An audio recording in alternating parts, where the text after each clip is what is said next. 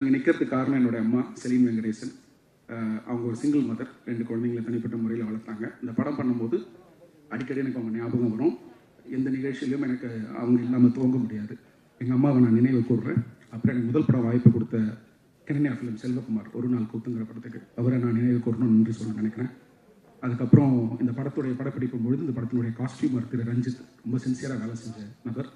அவர் இல்லை எங்களோட, அவருக்கும் என்னோட நன்றி ஒரு நினைவு கூற விரும்புகிறேன். இந்த படத்தினுடைய ப்ரொடியூசர் திரு அம்பேத்குமார், அவர் ஒரு சிறந்த ப்ரொடியூசர்னு சொல்கிறத விட ஒரு சிறந்த மக்கள் பிரதிநிதி நான் சொல்லுவேன். தினமும் தொகுதிக்காக காலையிலேருந்து சென்னையிலேருந்து வந்தவாசி போயிட்டு வந்தவாசியை அவர் விசிட் பண்ணாத ஒரு நாள் கூட நான் பார்த்ததில்ல. 2-3 நாள் நான் போய் அவரை வந்தவாசியில் கூட சந்திச்சிருக்கேன்.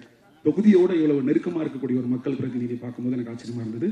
இந்த படத்தினுடைய கதையை நான் அவர்கிட்ட சொல்லி அவர் தான் எல்லாருக்கும் சொன்னார். அந்த வகையில் இந்த படத்தினுடைய வாய்ப்பும் இதுக்கான ஒத்துழைப்பும் கொடுத்த அவருக்கு என்னுடைய நன்றி. அதுக்கப்புறம் குறிப்பாக இந்த ஆடியோ லான்ச்சை பற்றி சொல்லிடுறேன். 5 பேர் வித்தியாசமான சாங்ஸ் பண்ணியிருக்காங்க. ஏனி ரொம்ப அழகாக இருக்கிற பண்ணியிருக்காங்க, இன்னும் சில பணிகள்லாம் பண்ணியிருக்காங்க. எனக்கு இதை ட்ரை பண்ணி பார்க்கணும்னு தோணுச்சு. இதுக்கு உறுதுணையாக இருந்த மீடியா மேசன் டீமோடைய ரவுஃபா மேம், பிரதிமா மேம் 2 பேருக்கு நன்றி. இந்த ப்ராஜெக்டை எடுத்து ஒழுங்காக எங்களுக்கு கோஆர்டினேட் பண்ணி முடிச்சு கொடுத்த பவித்ரா, உங்களுக்கு என்னுடைய நன்றி. 5 composers. I came for variety. எனக்கு அது கிடைச்சிது.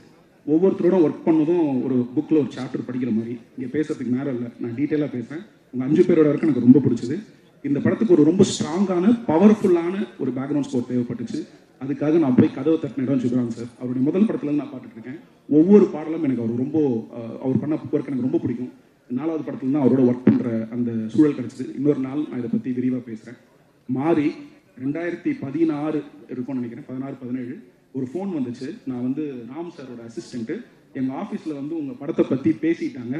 நானும் என் ஒய்ஃபும் உங்கள் படத்தை நான் சிடியில் பார்த்தேன்.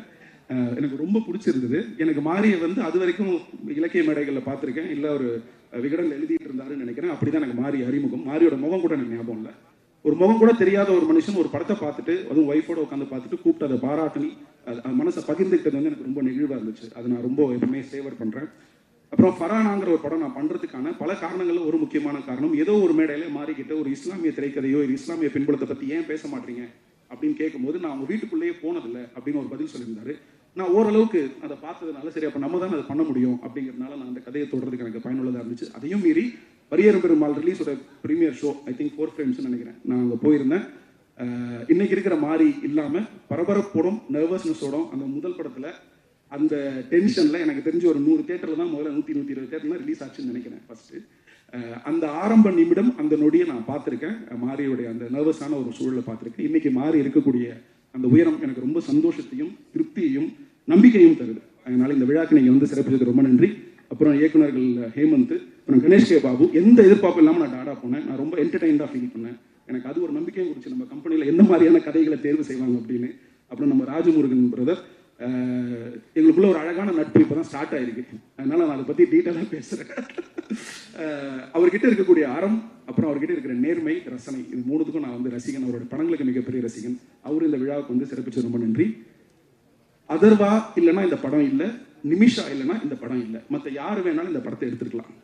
அதர்வா இல்லைன்னா இந்த படம் இல்லை, நிமிஷா இல்லைன்னா இந்த படம் இல்லை. மற்ற எல்லா வேரியபிள்ஸ்லையும் நீங்கள் ஆட்களை ஃபில் பண்ணியிருக்கலாம். அது ஏன் அப்படிங்கிறது நீங்கள் படத்தை பார்க்கும்போது உங்களுக்கு தெரியும். மீடியா நண்பர்கள், உங்களுடைய நேரத்தை நான் அதிகமாக எடுத்துக்க விரும்பல.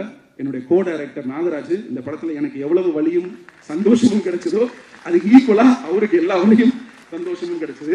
அவருக்கு நன்றி. சீனியர் ஆக்டர்ஸ் அண்ட் டைரக்டர்ஸ் எல்லாருமே இருக்கீங்க. நம்ம Balasakthivel sir, Subramaniam sir, Chetan sir எல்லாருமே எனக்கு ரொம்ப பெரிய உதவியாக அந்த படத்தில் நடிச்சு கொடுக்குறேன். டெக்னீஷியன்ஸை குரூப் பற்றி நான் அப்புறம் பேசுகிறேன். மிக முக்கியமான நன்றி சந்தோஷ். ப்ரொடியூசருக்கு நான் எவ்வளோ கடமைப்பட்டிருக்கணும் அந்த அளவுக்கு நான் சந்தோஷுக்கு டிஎன்ஏ பொறுத்திருக்கேன், கடமைப்பட்டிருக்கேன். பட் அவரோட நண்பர், நான் தனிப்பட்ட முறையில் அவருக்கு பல வாட்டி நன்றிகள் சொல்லிட்டேன். இந்த மேடையை நான் அதுக்கு பயன்படுத்திக்க நினைக்கிறேன். யாரோட ஒரு பெயரை விட்டுருந்தா நான் மன்னிக்கணும். நேரம் காலம் ரொம்ப டைம் ஆயிடுச்சு. உங்களுடைய டைமுக்கு ரொம்ப நன்றி. இந்த படம் ஜூன் 20ஆம் தேதி ரிலீஸ் ஆகுது.